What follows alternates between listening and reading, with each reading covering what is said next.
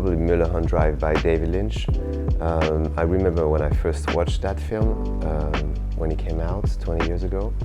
And what I really loved about it is the fact that it's like a maze, and there is a room for the audience. I mean that the viewer has to be part of the narrative. It's like a puzzle, and you have to do your own job as a viewer to make it meaningful and to be in an active position to try to find a meaning.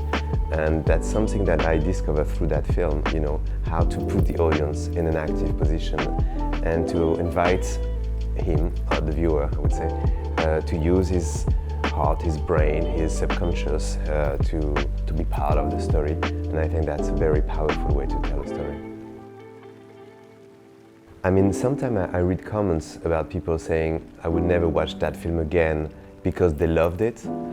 This is not the way I would do that. I mean, I'm a very obsessional person, meaning that what I do love, I love it.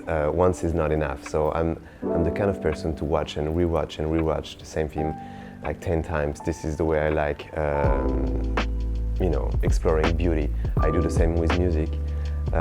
So the answer to your question would be a film I do not like, and I prefer to forget them. Yeah, maybe there's one. I love Vanilla Sky, for example. I really like that story and the way it's told. And yeah, I guess we could call that a guilty pleasure. No, I don't think that I've once said that I've seen a film without, I mean, lying, because I discover cinema quite late. I discovered everything quite late, literature. So I was very often in a position where I didn't know what we were talking about.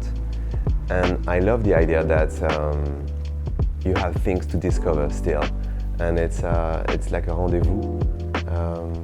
On the contrary, you know, I'm very excited when I hear something that I don't know yet. It's like an invitation. So you know, and when I mention a film and the person in front of me say, "Oh, I'm sorry, I haven't seen it," I'm always like, "That's great," you know, to have that rendezvous in front of you.